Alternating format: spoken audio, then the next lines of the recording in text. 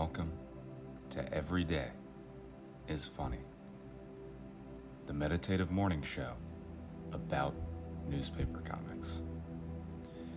You know, yesterday I was in Whole Foods just trying to help out Amazon best I can. And I was doing self-checkout, and I realized something, that when I was a kid, my life's dream job was to be a cashier. And I was internally pretty passionate about that dream. It was like my goal. I had computer games where you pretended to be a cashier. I would go to the New Jersey Children's Museum and they had a fake supermarket set up, and I ran to that cashier spot. I loved it. And that, looking back, good for me for being very practical, very attainable dream. But as I grow up, you get the emergence of self-checkout, which is fascinating looking now, that I had the dream to be a cashier, and it coincided with the emergence of this technology that kind of allowed me to do it without having to do it as a profession. I don't know, it's just really interesting. I don't think there's another job, maybe there's others that I can't think of right now. But isn't that interesting? Your goal as a kid is to be this not weird, great if you do it, but it's a strange dream to have. And then I was just handed the opportunity to do it every day, whenever I want. Kid me would probably expect that I'd be going to CVS when I barely need anything, just to do self-checkout and get my rocks off. Metaphorically. So why don't I get excited that I can be a cashier? That I can live out my childhood dream? Is it because of the connotation of self-checkout?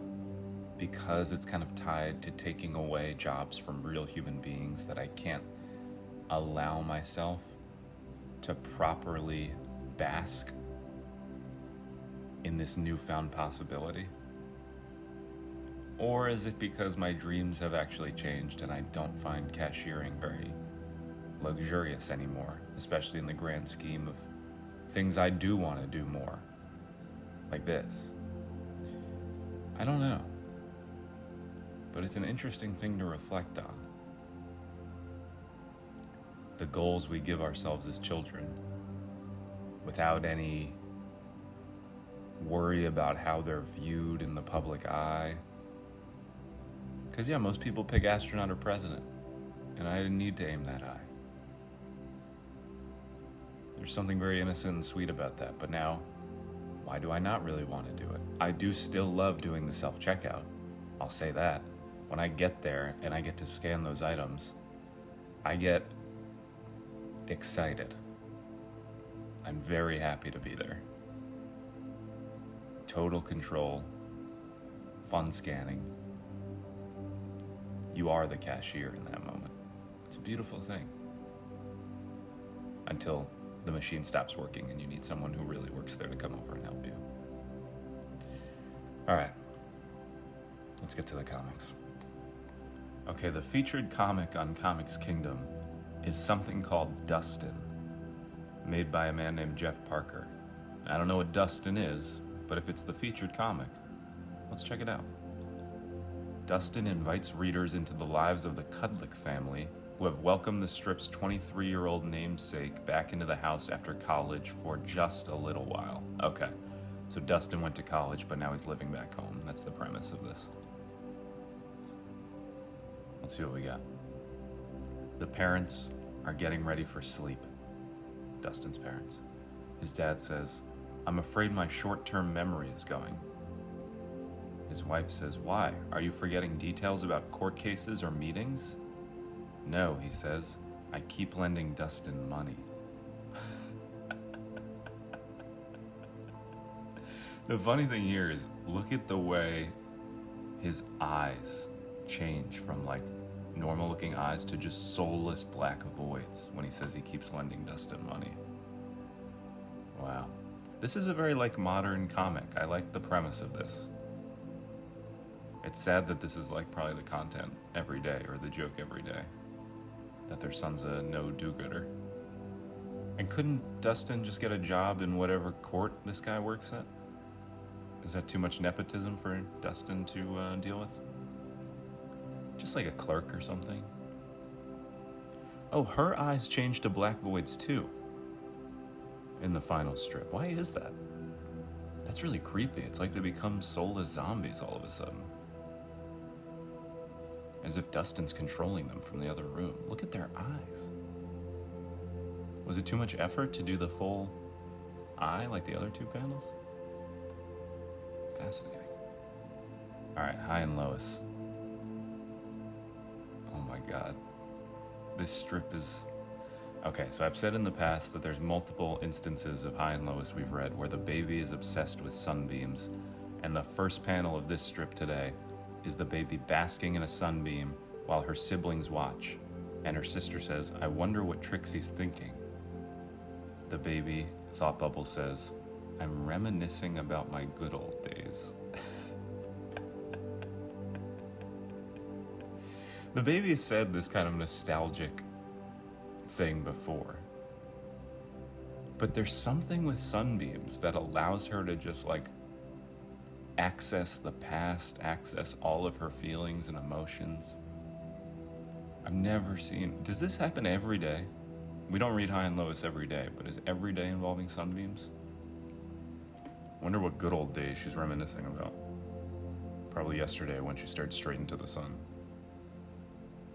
Alright, let's go to some Dennis the Menace. It's been a minute. Alright, we see the neighbors. The old man is kind of laying back, just chilling. He says, "I've got nowhere to go and no one to see." Then he turns to his wife and says, "Don't let Dennis ruin it." See, this seems like a work in progress.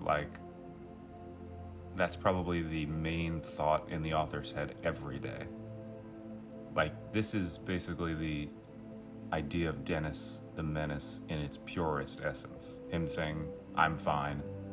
Is this gonna be ruined by this kid?" So this feels like a weird thing to even release, because it's not really a joke, it's just kind of the actual premise of the sketch. Also, look at this house. I'm getting very confused by the layout and measurements. They look like they're in some sort of fun house in a long hallway that never ends, and his chair is just in the middle of it. I wonder why, because the author can clearly, or the illustrator is clearly capable of drawing a house scenario. We've seen it 1,000 times. Please take a look at this. Something's off with the angles, and maybe there's a window behind the guy, but it looks like kind of a portal into another world. Are they in heaven? Did they both die? If so, I don't think Dennis is gonna be visiting you for a long time, buddy. You did. Sorry, that was from the Drake beef. Alright. Let's go to Rex Morgan. Yesterday, Rex Morgan, Parker threw his first punch at the bully, but it had very little impact, it seems. So let's see what the bully's response is to that punch. Headline: The bully goads Parker into a fight. The bully says, "So you do want to fight, huh? Well, okay then. Take that." He wrecks Parker in the side of the head. Oh my god. Jesus. That looks like a punch that is gonna change the course of Rex Morgan forever. Oh my lord. This bully's been waiting to do that for weeks. Finally got his chance. Good Christ. Something's gonna happen now. I mean, I don't like Parker getting punched in the face that ferociously, But this ensures that measurements will be taken by the proper authority. We can't just like kind of move on now that this punch has been thrown. This is a, I know this comic has been around for decades upon decades. This feels like maybe the most crucial moment in Rex Morgan history to me. I don't know. I know it doesn't involve Rex Morgan and his family. I know we haven't seen Rex Morgan and his family for a month. I know we've been following this pointless storyline for a very long time now. But hey, today it finally built into something with some substance and excitement.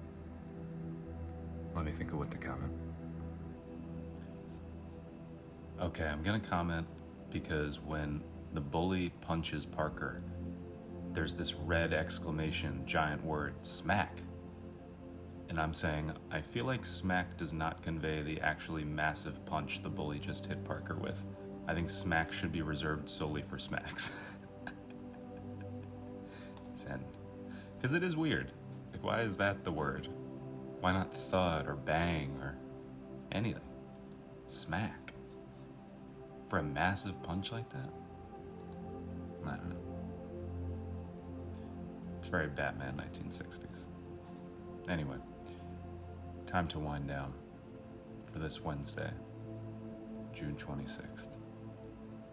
Hope you have a great rest of your day. Go scan some things in self-checkout. And remember, every day is funny.